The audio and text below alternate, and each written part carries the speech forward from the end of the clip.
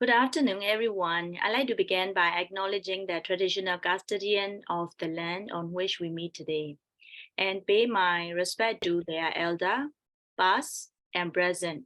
I extend that respect to Aboriginal and Torres Strait Islander peoples. Then I pay my special respect to all the fallen heroes from Spring Revolution in Myanmar. I also thank AMI presenter, Harrison, Mary, and Sam, and all our participants from different parts of the world to join AMI seminar today.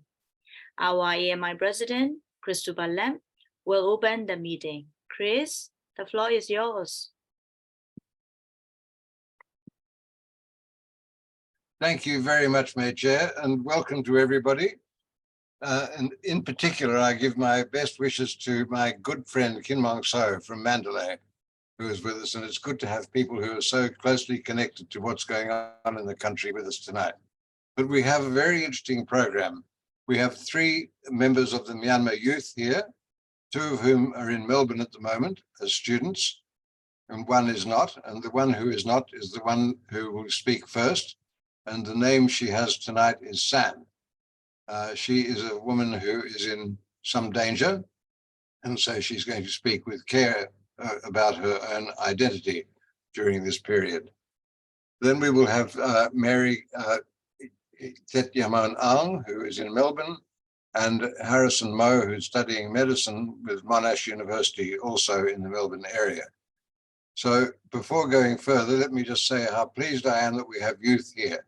It's been my strong conviction for many years, including before this military takeover, that we have to pay full attention in AMI to the youth of the country. They are the generation who will inherit the management of the country. And when we concentrated ourselves on the Sustainable Development Goals of the UN, they were goals that matured in 2030. So I was interested then in the people who will run the country in 2030 when the SDGs mature. Now, the SDGs and their maturity is of less moment to people in Myanmar right now. There are more important things on the agenda, of course, for all of them. But nevertheless, the 2030 date is still important to me as we think about how the world will unfold and how Myanmar will fit itself to that unfolding. So they will speak about their understanding of where the country is going since the military takeover in 2021.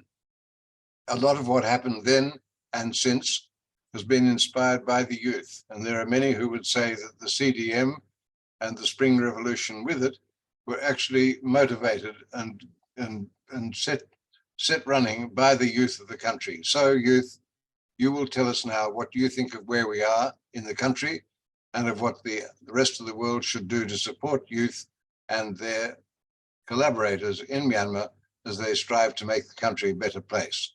So having said that, I give the floor now, first of all, to San, who will speak as a founder of the Myanmar Youth Enterprise. The floor is yours. Hi.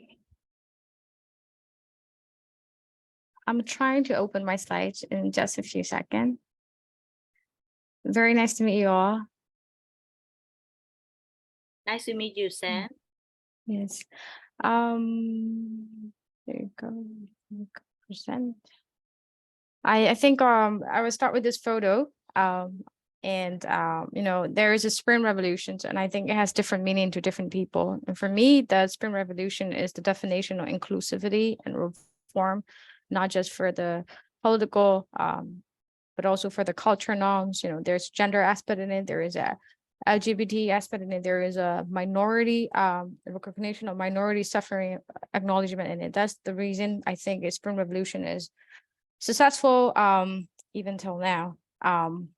So it's 2 years into, almost 3 years into the revolutions. The youth has come to the street, the youth has fight, you know, where are we heading? I think I'm not really, I'm always gonna be like very blunt.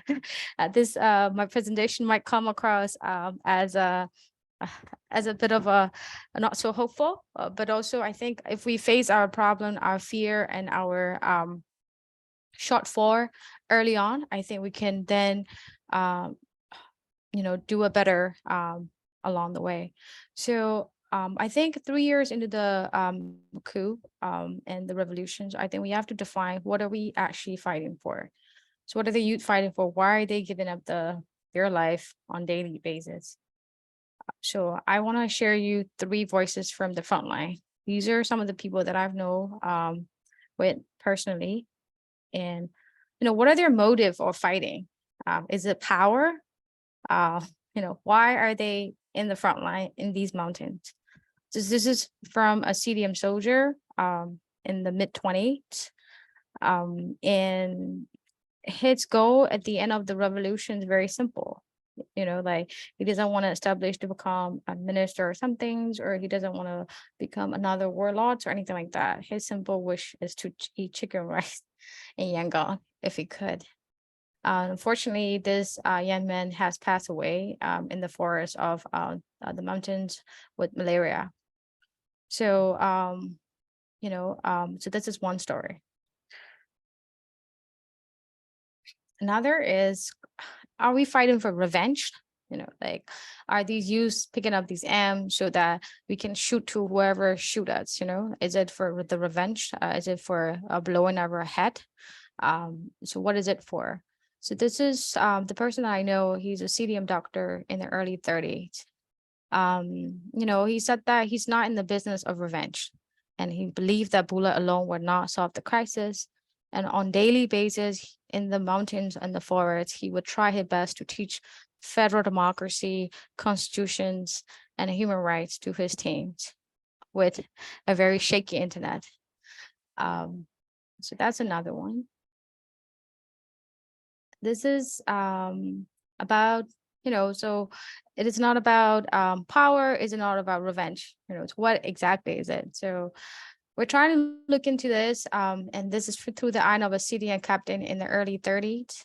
I asked him, why do you fight? Why do you can go become asylum, or what do you, why do you fight? You can stay indoor and with the military still. Is that he fights so those unjustly and arbitrarily detained in the prisons can be released and be united with the families.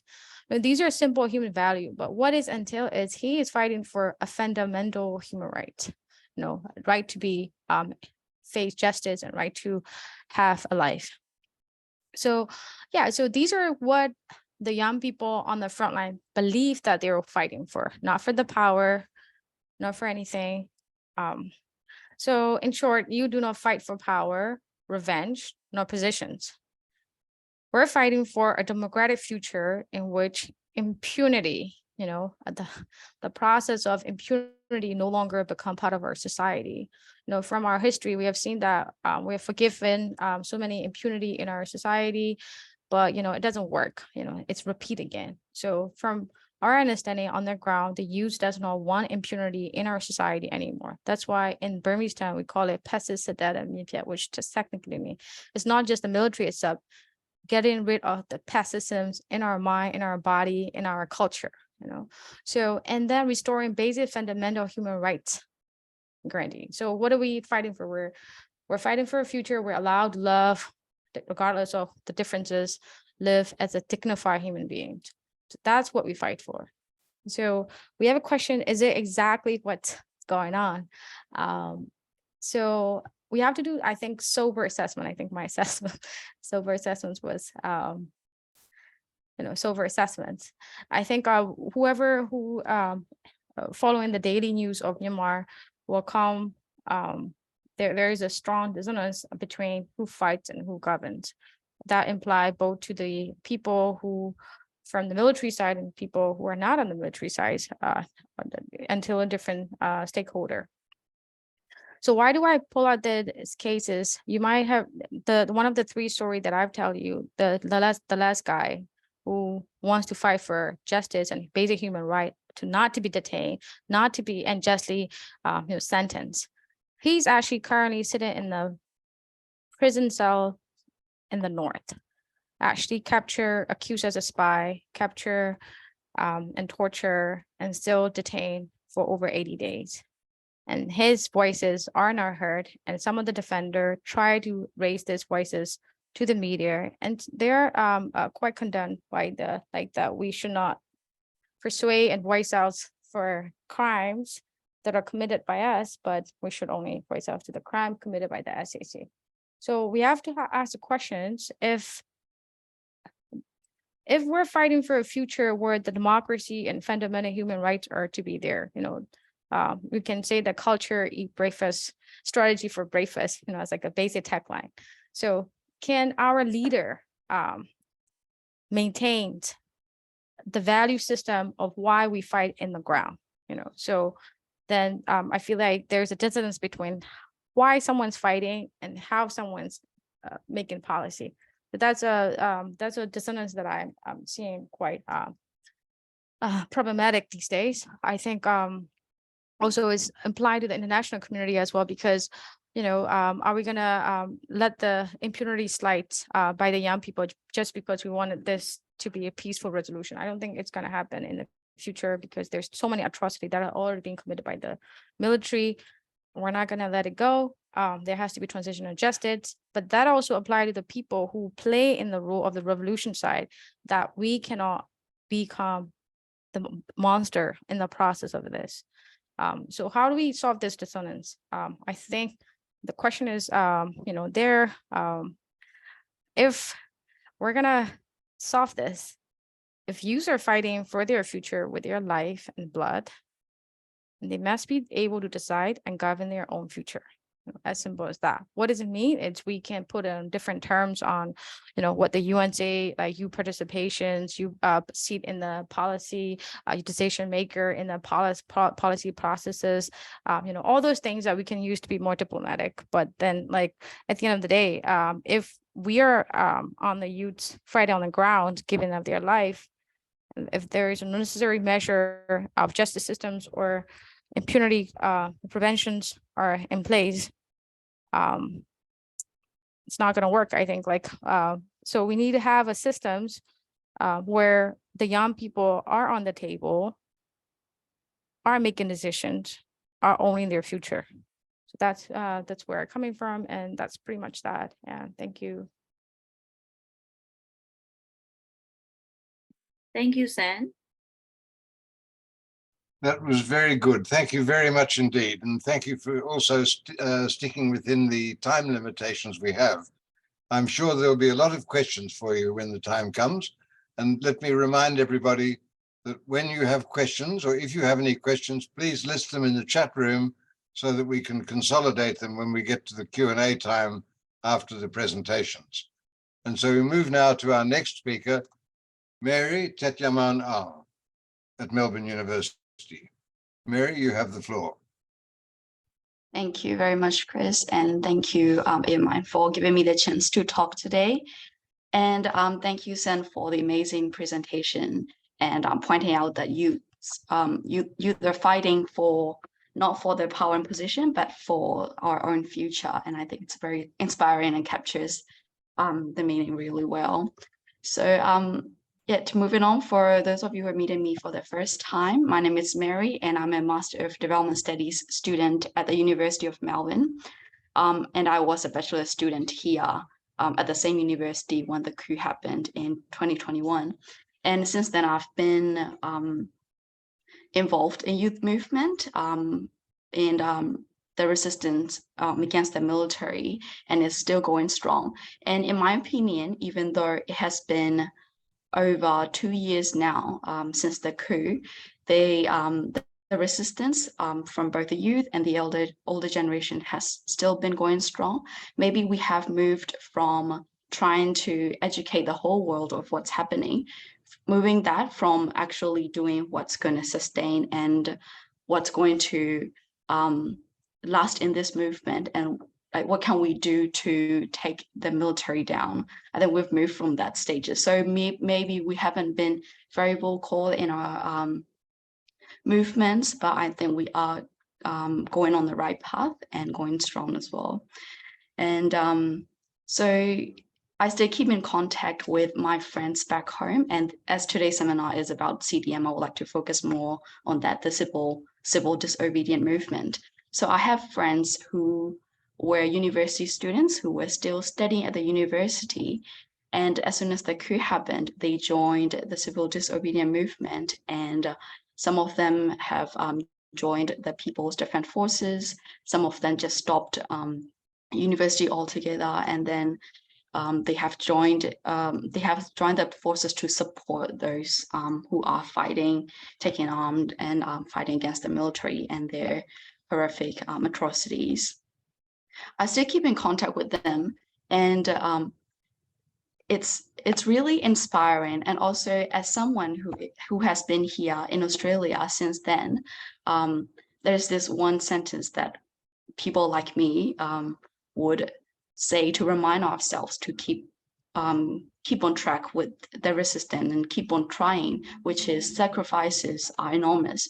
So we understand that people who are inside the country have faced these atrocities in real life, and they have given up their future, and given up the education, and they have stopped in all the efforts to from doing things for their own lives to actually doing things for everyone and for the country's future.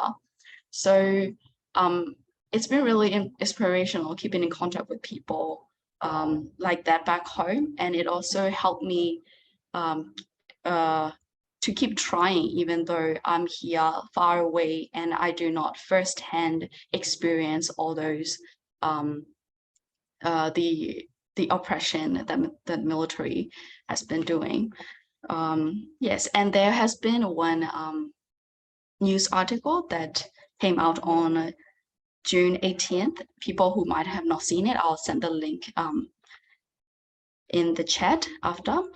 So the BBC's news article is called "Young Burmese Confront Dashed Dreams in Exile." So those students who got involved in civil disobedience movement, some of them have left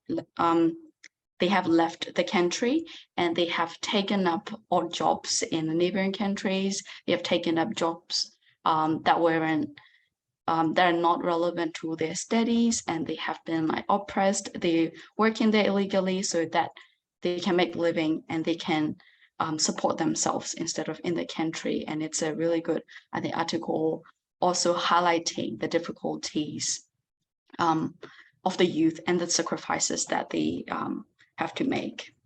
So for now, I haven't really prepared a slide, but so that's what I have been, what's my experience has been with civil disobedient people who have been involved in civil disobedient movement.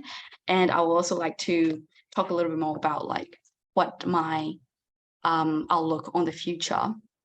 Like I pointed out several times, I do think that the resistant forces are still going strong with the formation of energy and their work they have been doing, and also the youth on the ground and the sacrifices that they have been doing fighting for the country.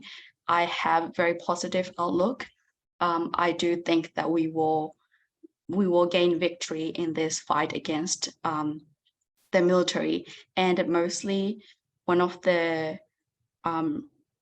main reasons is, I believe, majority of the people, the elder generation, who are also in this resistance together with us, the youth, they have experienced the oppression before when they were youth once. So that could be back in 1988 when they were students.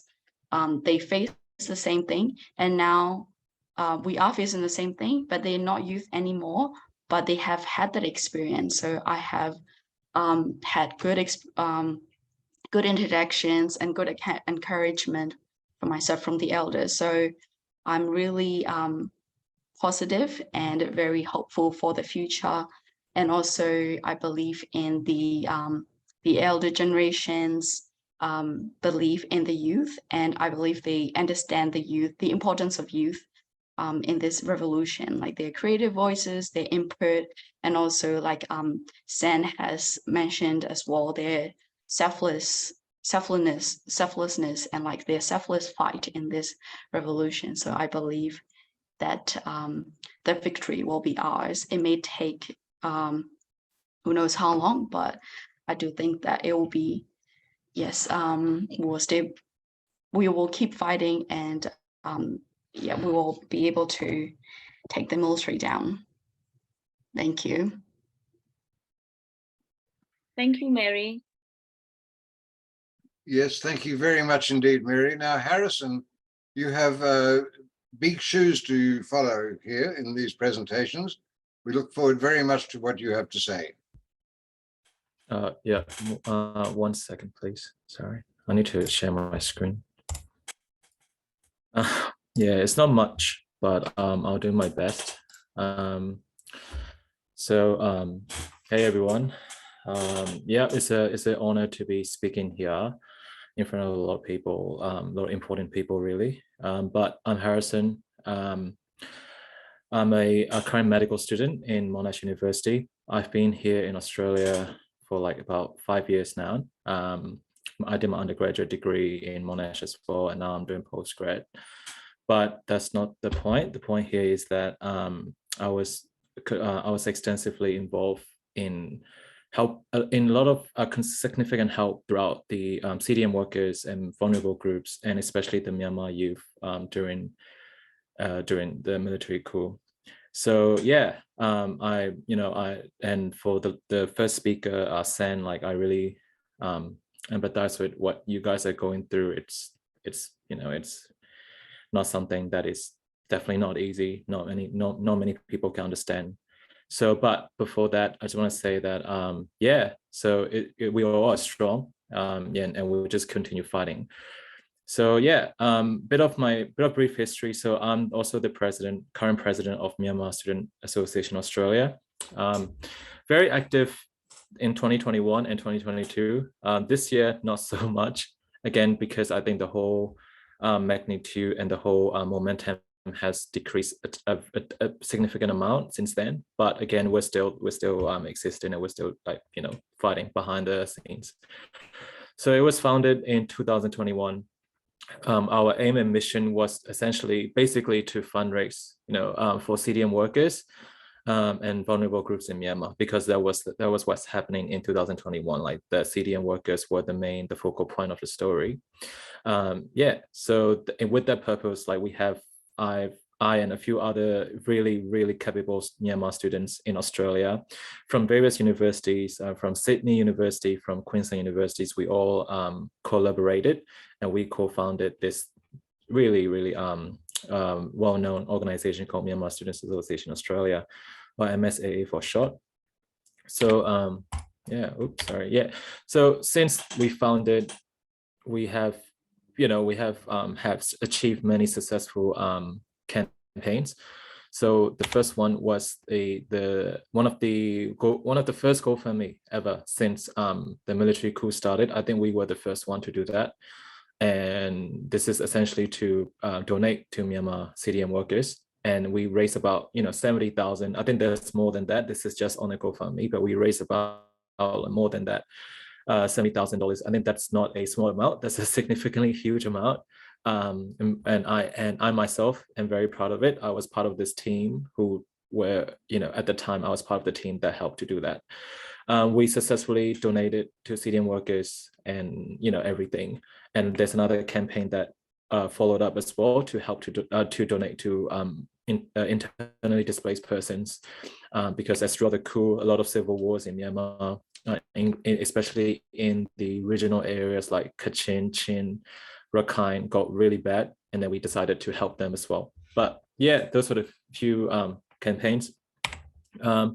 Just little certificates that I just want to highlight some achievements. There's more. You can check our Facebook page. Yeah, so these two are where I'm very proud to have be part of the organizing team. And yeah, I just want to say that they did significant amount, but not enough to help alleviate what's the situation in Myanmar at the moment. There's more. We did a lot more work on in the country itself as well. So to help the Myanmar youth already in Australia, so students already studying in like Monash or the universities in Australia. So we do other things like, like running career workshops, running pathway to Australia events for those who are in Myanmar who wants to study here as well. So we do a lot of those. So these are a few highlights. But yeah, and other collaborations, we collaborated, as you can read from the list. But essentially from my perspective is that, I was not in Myanmar when the coup happened, but I wanted to be deeply involved in helping them because, again, my family is there, and all my friends are there as well. And then with that passion, me and a lot of like-minded students in Australia have, achieved this.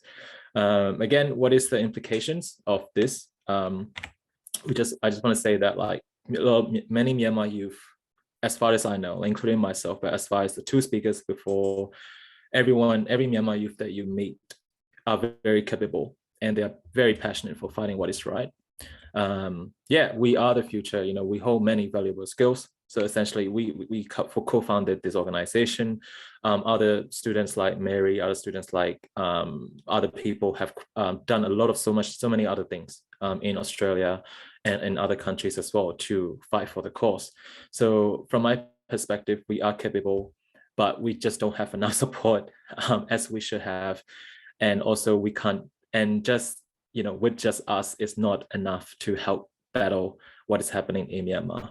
But again, I believe that, we have all the skills, necessary skills. We have the dexterity and the passion to fight for what is right, and we are the future.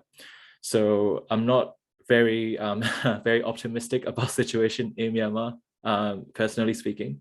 I'm also a bit jaded, honestly, because it's been a long running thing, and like many people have just this is, I don't know how long this is gonna happen.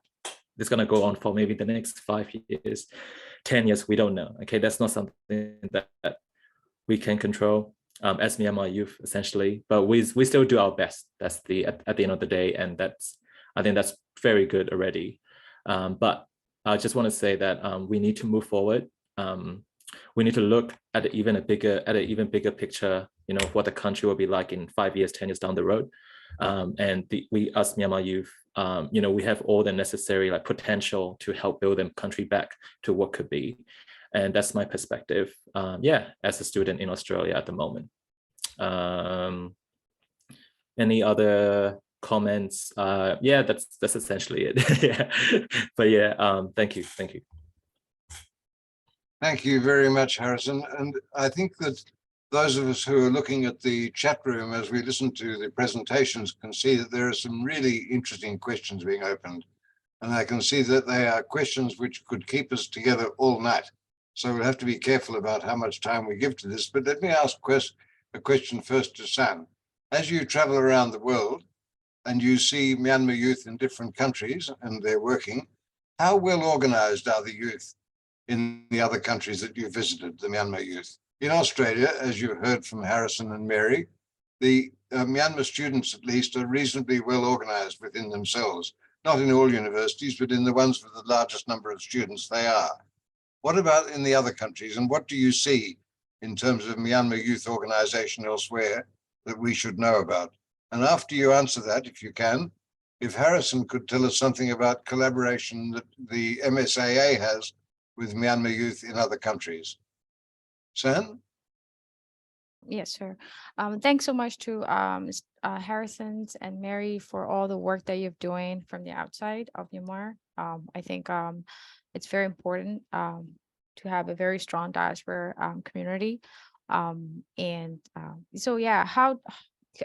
So internally in Myanmar, inside, I would say there are several youth groups on the ground beneath the surfaces trying to work on issues like educations, like humanitarian effort, like so many angles. Obviously, as a young person, you have lacked the network that you require to proceed to some point. I think that's the biggest disadvantage that we have in general. For the other country, as I travel around, as you might be aware, like we're very few populations as we go. But currently, in some of the Asian country that I've just recently visited, I heard to be like very determined and moving forward. But my concerns really is not the organization itself, but what are we organizing or making effort towards, for what? Like I think that's what I'm starting to rethink about the overall collaborative move. And of course, as this is not just about Myanmar, but this is a regional issue in Asia as well. That also is a global issue in general, if we can look at it as a context overall. And also it's a humanity issue. So I believe that organizations in different countries like Australia and having these kind of events definitely show the solidarity that it exists. Thank you.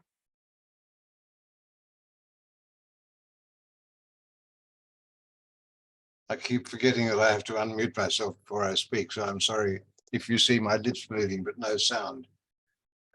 Within Myanmar, how aware are the Myanmar youth of the activity and the interests of the diaspora youth in the different countries? How much contact is there between the youth across the world and with Myanmar? I think internally inside Myanmar, so there are different groups working on beneath. So I say there's a huge disadvantage of, like, when we talk about inside even Myanmar youth, there's a different layer, right? Like, because I know by working with youth for quite a long time, when we work with youth in the different ethnic region or youth in the central region, like Zagai Magwe right now, they have a little of what they can and do, right? Like, but they have a deep down local knowledge and also awareness for the past 10 years that we're working on, the awareness of what democratic values are, what is right, what is not wrong, like all those things. And also there, one of the specific group that I'm working with, they are fighting, but on the day off, that one they don't need to fight, they actually sit around, have a touchstone discussions, talk about the politics of Thailand, like what is Move Forward Party, or what is the interest of Thailand for Myanmar democracy. So such groups exist in these forests across Myanmar. So it's a different degree. So organization is happening on the ground, but when I presented the dissonance between like very what's going on beneath and what's being heard on the above, I found it a bit troublesome that the voices are not heard back. It's like a silo. It's what's happening inside is happening, but it's not being brought up. So one certain big issue, like one of the CDM soldier who captured and being tortured on false charges as spy, like the voices of these youths who live in this forest with very little internet, or sometimes they don't have a power for 5 days. Then the case is, and there are people who have the internet access on daily basis, but their voices and the voices on the ground, there are differences. So I would say the integrative mode is very much needed if we're gonna move forward with, more coherent forces. Thank you. This brings me to the first question that was placed in the chat room by Titan MIT. He referred to something that was said a few days ago by Bill Gates, who said, where there are young people, there's always innovation. And he asked really about the level of innovation there is with the Myanmar nationals living abroad. How much are they working together to devise collective and innovative strategies? And they're aimed at ousting the regime. I have the feeling, as I look at what happens, and I can see fundraising, which Harrison's described, working very well, and a whole lot of activities which are really awareness raising activities, which are done well. And I'm not so sure, though, how much this has really come to the production of strategies aimed at removing the current regime. Is CDM started with the objective of removing the regime. Do you think, San and Harrison and Mary, that's still the ambition of youth, and are they directing energy to that? And if so, how do they work together to achieve these things? Harrison, would you like to start on that? Good question.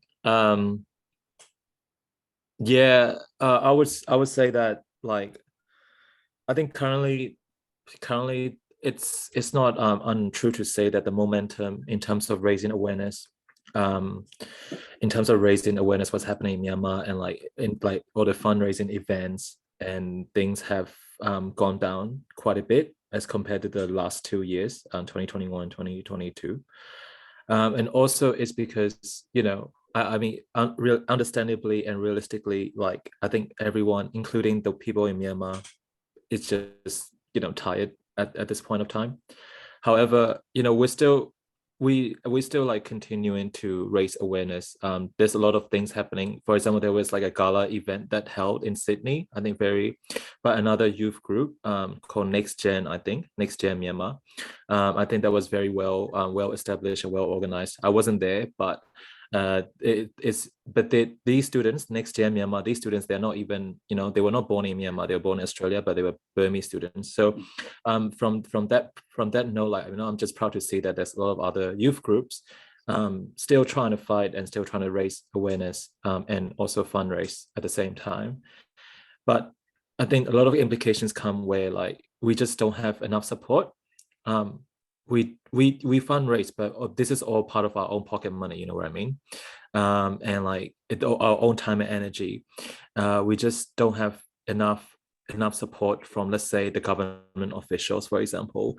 Yeah, it's just all because we want to do and we want to fight for what we think is right, you know. But if there were more support, more resources available, and especially let's say, for example, the Australian media, maybe it has diverged from Myanmar's situation like a long time ago. So if there was more momentum built up in that sense, I think, you know, we'll definitely love to do more capable and do more raising awareness. And at the same time, obviously, like, the amount of what we do can't really compare for what is actually happening in Myanmar. So yeah, that's my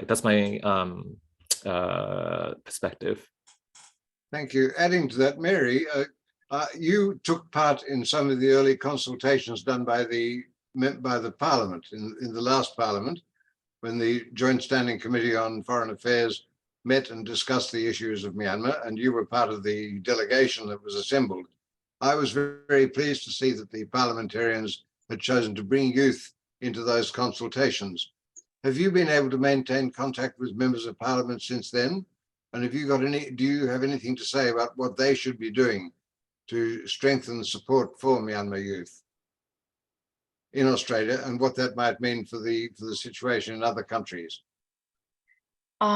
Yeah, thanks for the question, Chris. So yes, I unfortunately do not have any more contact with the parliamentarians anymore after that. A little while later, until maybe about a year or so, I still do keep in contact with them. But also there have been other youth who got involved and who's been trying for the same cause. So there has been another trip to the parliament after I went there. Some more youth were brought to the parliament, and they got the chance to be a delegate for the youth here in Australia. So in that sense, we still have that strong voice of youth as a collective in the parliament. So they have heard the youth's voice since then.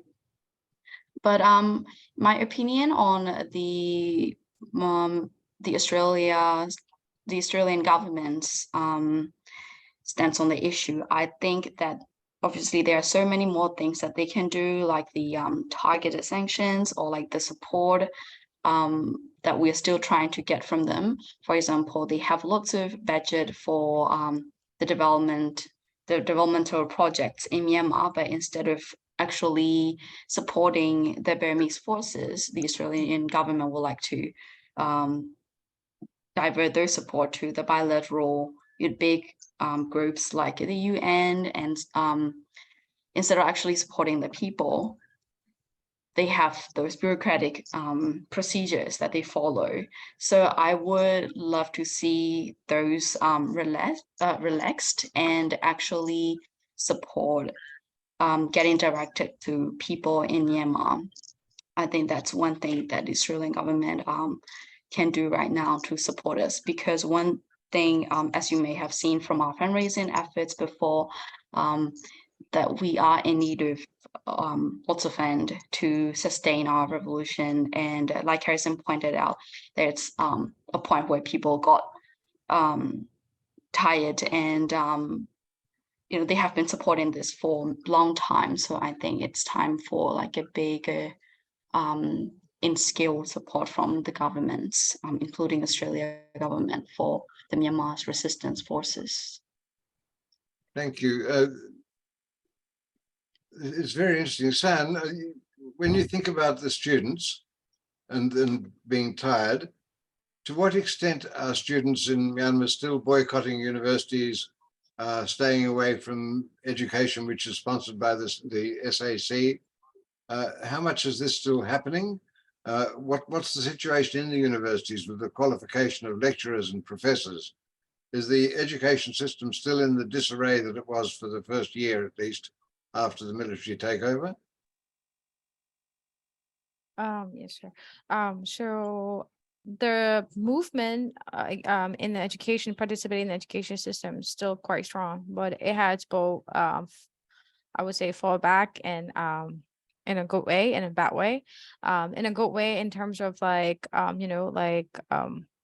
some of the fundamental basic educations of kids, for instance, are not being met, especially in the university. The statistic is right after the coup, almost 90% of this students are not in the school, mainly because these youths, especially the university youths, are targeted as a as a primary target. So they can be tapped, they can be arrested, they can be detained at any point in time. So, but now recent cases, there are gradual increase of the university students attending in the university in Myanmar. But there is still, it's not back to the normal at all, not even half of it. And the teachers' quality and all of it has also decreased tremendously. And most of the university students that some of the program that we work with are, some of them are sign up for fighting in their own regions and places. Some of them are have fled the country. Some of them are looking for opportunity to learn. In other cases, they just gone into a more depressive move. Based on the recent research, almost 40% of the young people are deeply depressed as well. So that lead into a substance abuse in some of the major cities. There is a tremendous amount of problem entailing in lack of opportunity in education. So definitely what Mary was mentioning, that if the Australian government cannot directly involve in the armed resistance movement, I think the international community can do, I think, major of two things, if I could say. One thing is Australia, as such a great nations, have a very strong rule of law, a very strong systems of what democracy look like. So they can teach us, they can guide us in the process by helping, fight the impunity processes, what rule of law look like processes. So that's number one. Number two, it's humanitarian assistance. By supporting humanitarian support directly to the people in the ground, either through educations or either through support, that would help increase the population not falling back into a total darkness, which I think is very scary future that if we see in that way as well. Okay. I'm looking at all the questions that have been posed, and as you would have seen yourselves, there's quite a lot, and they're quite varied in what they bring to us. So I'm trying to look at how they lead from one point to another. And I'm still back at the question, still not really resolved for me, is how well the youth groups in different countries, Myanmar youth groups, work together. How much contact do they have with each other? Now, San, you've seen them in different countries. When you see the youth in, pick a country, Thailand, do they concentrate only on Thailand, or do they look at what they can do together with the youth in Australia, and vice versa to Harrison and Mary? What's your opinion of the way the youth mix with one another, Sam?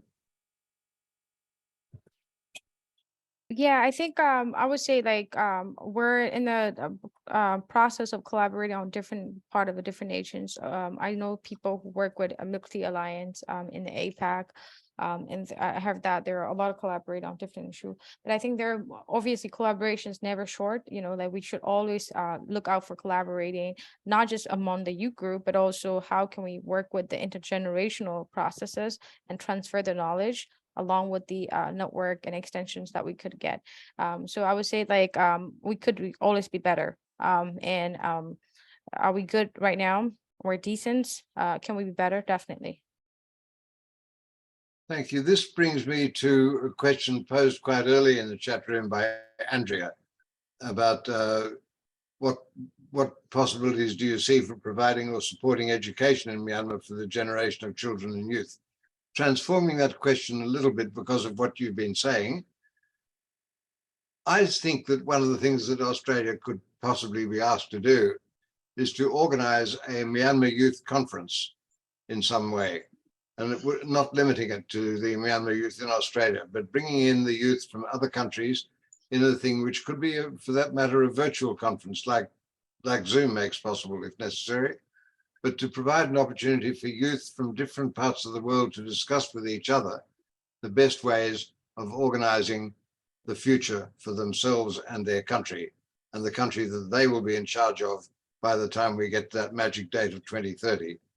Do you think there's any possibility that an international youth conference for Myanmar youth could be organized and that it would work well? Harrison?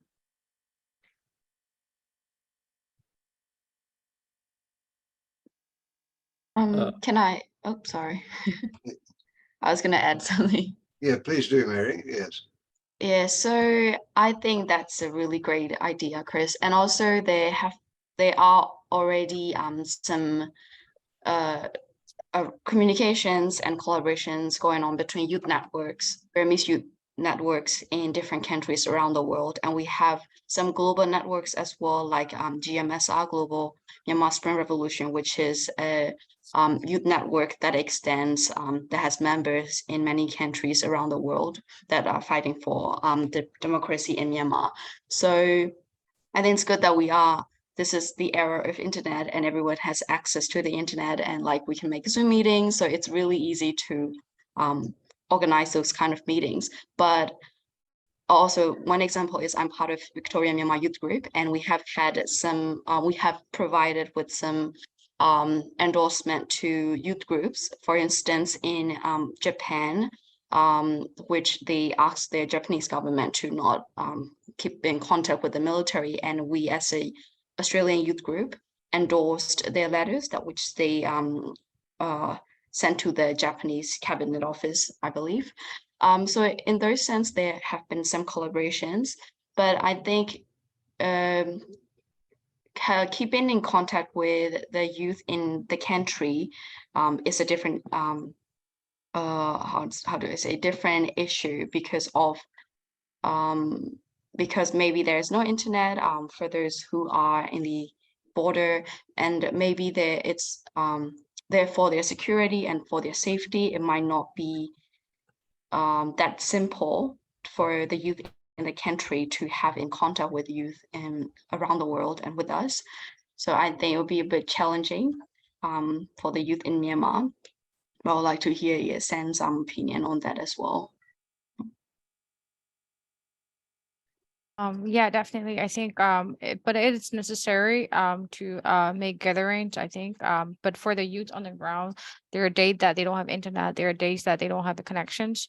But I think we should have a formalized channel, I think, formalized channel of youth on the ground. I think very essential that when we work with such widespread case, we should include me as well, and also all the international community. We should be in the supporting role of the people on the ground, not the other way. There's recent cases that the other support from the international community. Even one of the case that I just presented, trying to get a hold of what to do in the ground as well. So I think the voices from the ground, it's very critical in how we drive the future. So I agree with Mary in the sense that we should find a mechanism questions of how to get at these voices, how to support what's on the ground, what we have. I think that's a very good way to start and proceed. Yeah. Thank you. I asked those questions because the AMI board will meet later this week and be looking at the work that we have for the next few years. And one of the things that we need to address is how we should handle a commitment that we made when we founded AMI, that there would be meetings from time to time, about every 5 years, at the extended time, to look at what Myanmar is doing to achieve the Sustainable Development Goals. If we have those meetings on the schedule that we originally had in mind, we would have one in 2025.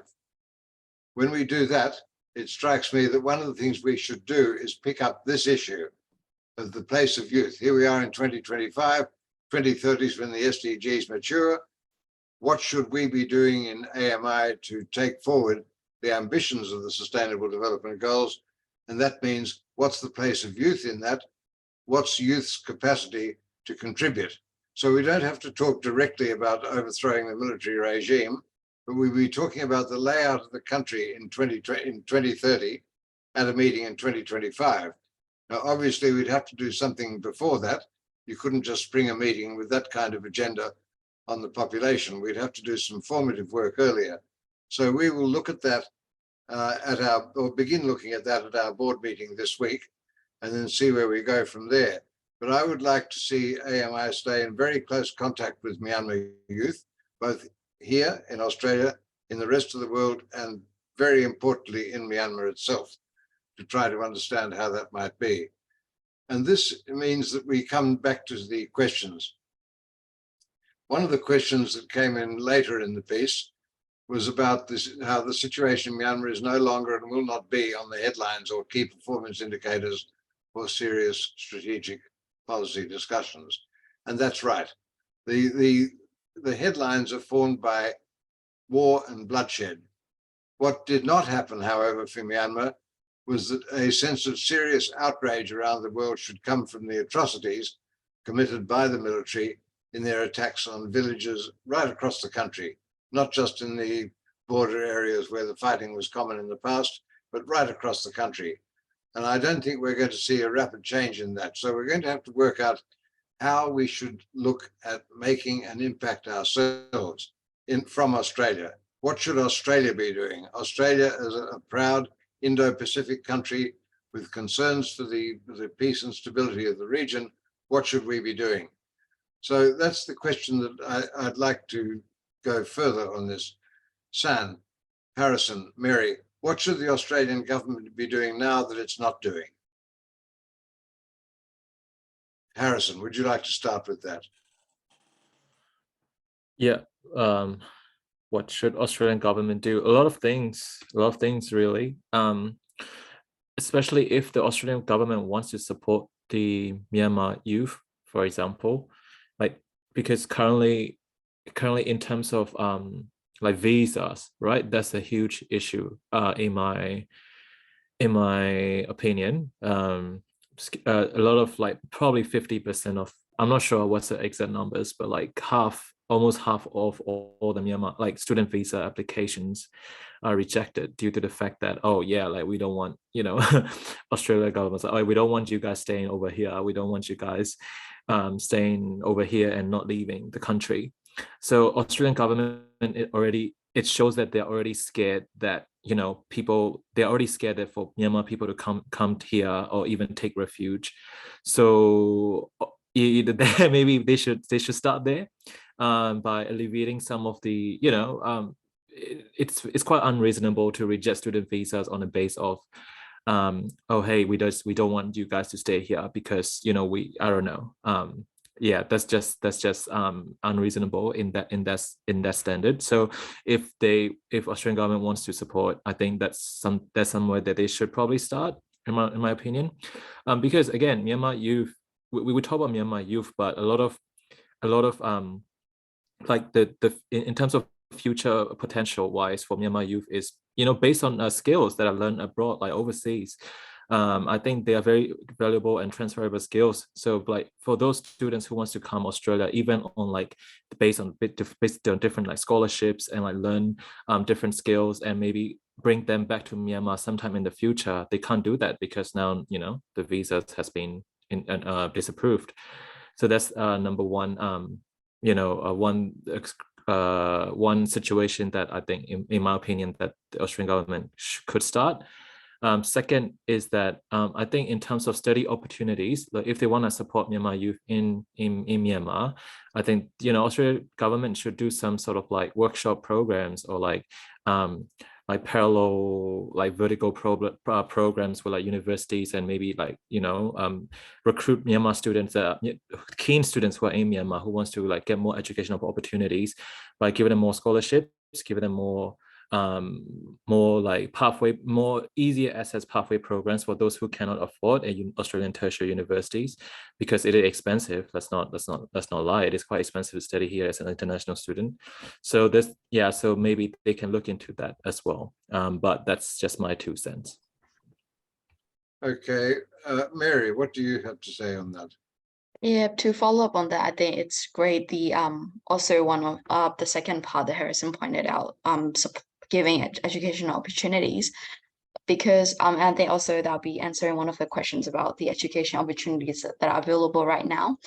Because the National Unity Government, we have the Education Ministry, and also there are other private, individually established universities and educational institutions online that have been established. For example, the one that I know, it's the one that my school has established, the Partook International University, and the Spring Revolution, I forgot the exact name, but the Spring University, I think, Spring Revolution University.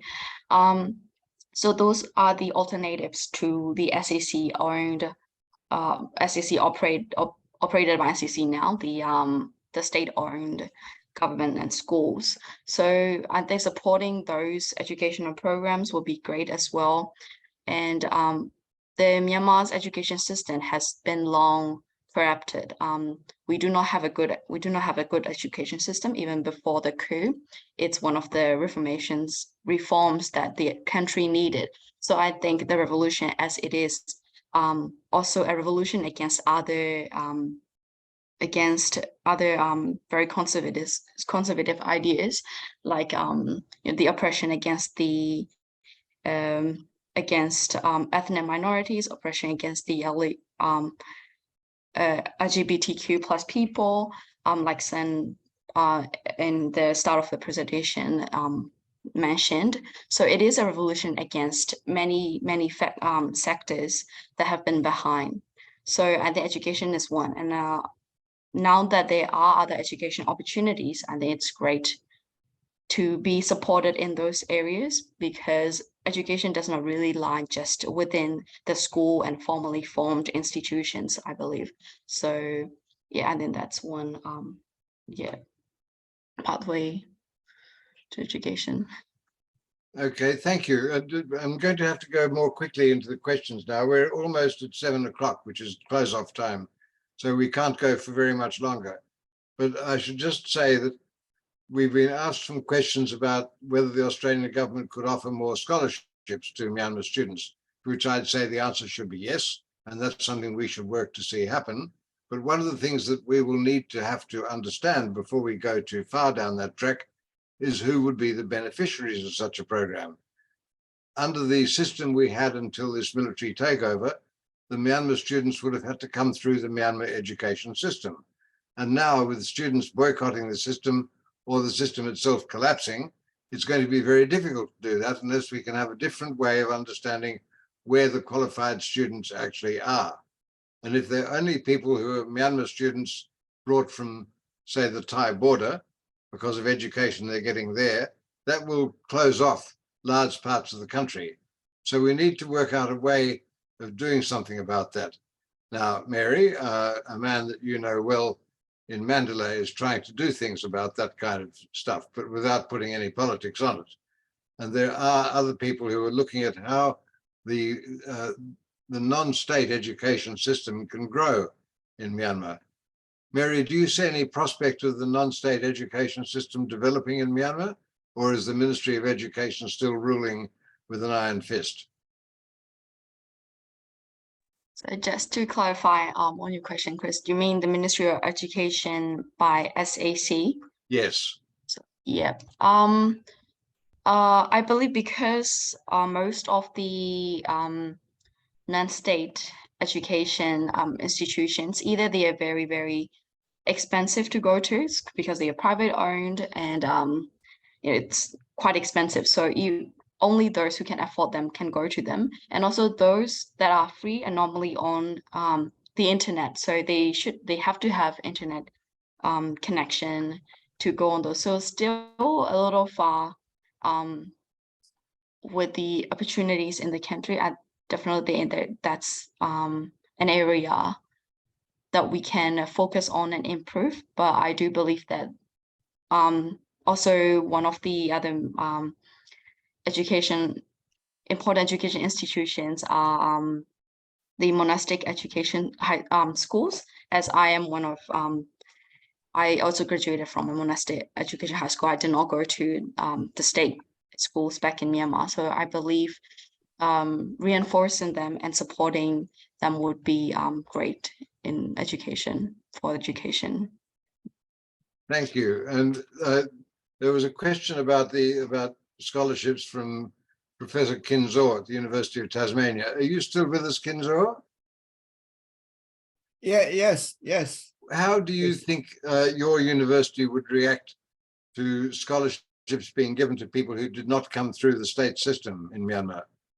It's just okay. We will accept, all Myanmar students.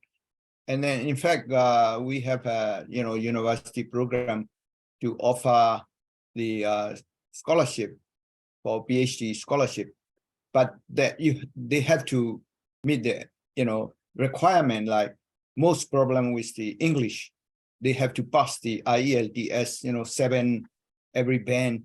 So I think this is the area, Australian government can do to help improve the English, teaching online. They can do a lot. That sort of money should invest in for the next generation. So in other words, if I put together what we're hearing tonight, if we could imagine the Australian government having a program directed to support Myanmar youth, which included an education component, a significant education component, we could actually devise something which would be quite interesting and quite intelligent on that. And we could frame it in such a way that we could have it discussed either at or in preparation for a meeting that AMI might have in 2025. Something of that sort. And we have received a very generous offer of support for a global web conference from one of our number, who I'm looking at in the screen now, and he's nodding, so that's good. Yeah. And smiling as well. Yeah, I think they can focus on people at the border. I mean, there's a lot of people, in the border region. They can focus, Australian government focus, giving the scholarship to them. That's true, Kinzo, but the border people are people who are lucky enough to have been able to get to the border. We know, and particularly well, that through the interior of the country, there are an enormous number of very capable people who need to be part of this discussion. And if they're not, they'll feel resentful about being excluded, or they'll be painted that way. Let's move on. We are over time, but I think there's one question now which has come in that we should go to before we close the meeting. And it's, well, first of all, there's one question which needs a quick answer from Sue MW about Elon Musk's satellite internet service. It is not restricted, so far as I'm aware, to the KR state. It's something which comes from a satellite and goes down to geography. So it should be available to people across the country, but we need to learn more about that.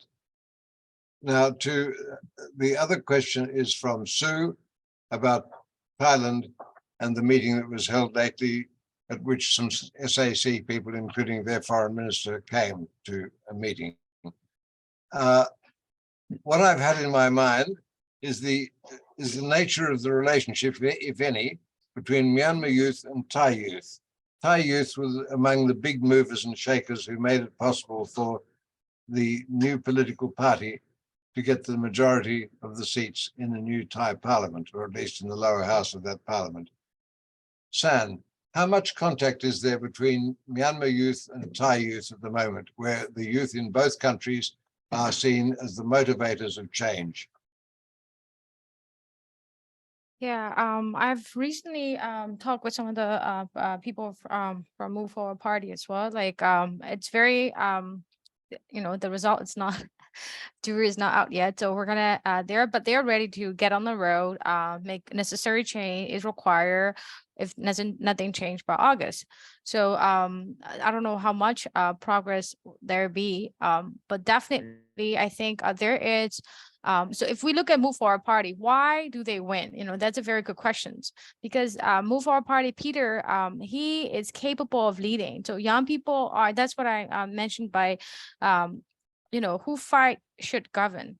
So that's not really an ages or anything like that. It's just a matter of like information flow. So Peter, it's seen as the leader that can bring democracy change because of the value that he sells.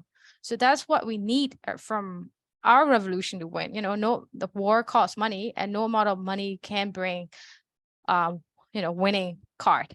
What we can bring the winning card is finding a value system that we can protect, we can govern, and making it solid that the people who drive it are actually governing it. I think that's what difference between Peter, the Move Forward Party, and the young people in Thailand, and currently what's going on inside Myanmar right now. Inside Myanmar right now, yes, we fight with our blood, but do we govern? Can we look at the cabinet of both the military junta side and the NUG side? Are the youth cards of the governance systems being played as a, just like a, I don't know, PR card, or are we making really decisions maker? So then if we look at Thailand side, the Peter party actually move forward and win because they actually are standing towards a decision maker of this for their fate. So that's what I see the dissonance between the fight and the govern has been closing inside Thailand. We wish all the best, and then we really believe that things going to change, and that's going to affect our way of thinking in Myanmar as well. But we can learn from our neighbor as always. Yes, thank you. Thank you very much, and thank you to all three of our presenters and to our audience and for the questions that they've posed. We have to finish now because we've gone over time, and we don't want to stretch our friendships with people, including with ourselves, because many of you have got other things that you have to go and do. I just comment, though, that I was interested in the comment that was put into the chat room by Tin Ta Nu quite early in the piece. She was in the 88 generation, and she makes an interesting comparison between the youth in 88 and the youth of today. Sorry, just a second.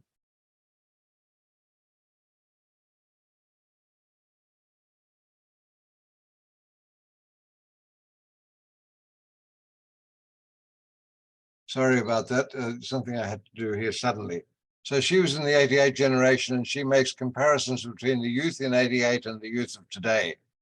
88, there was no internet, much less opportunity to have communication between youth in different places, much less opportunity for the youth to use their energy to guide the way reaction to a military takeover should take place. So what you've given us today, speakers, San and Harrison and Mary, is an indication of how well connected the youth are, both within Myanmar and beyond. And then by using things like satellite internet, it becomes all the more difficult for government to shut down, or the military to shut down the connection that youth have. We have to try to build that, and we have to work with them, with the people all over the place, including with people in government, for that matter, governments of different kinds, to make things happen. What I'd like to see better is a better understanding of how well the NUG, though, connects to the youth. And what we haven't really got today is a clearer impression of how the NUG offices in Canberra and elsewhere in the world connect to youth themselves. NUG has got youth policies, and they've got a minister with responsibility for youth, and that's a good thing. But how do we make that happen? So a question arises, and this will be the last question for the afternoon to Mary, who's had contact with these people. How well do you think that the NUG Minister responsible for youth affairs would fit into what we're talking about for AMI for the future? Yeah, I believe that they do have belief in the youth, like I mentioned in my presentation as well. The 88 generation and also other the elder people, they have now seen the importance of youth as well, and our effort in the resistance. So I believe that they are willing to support us, willing to support the youth in this resistance, but there are still some barriers that probably stemmed from long oppression of the military, and also stem from our own cultural norms where young people have to listen to the elders always. You do not question, you do not talk back to them. I think those were the old norms that we have to how do I say revolutionize. The revolution should be against all those former thoughts as well. And I have faith in the our national unity government, faith in NUG, and I believe that the efforts would pay off, even though there are still some aspects that need to be improved. But I believe there are more conversations happening between youth and the former generations, and yeah, I'm very optimistic about that. Okay, well, thank you very much for that, and thank you to everybody once again.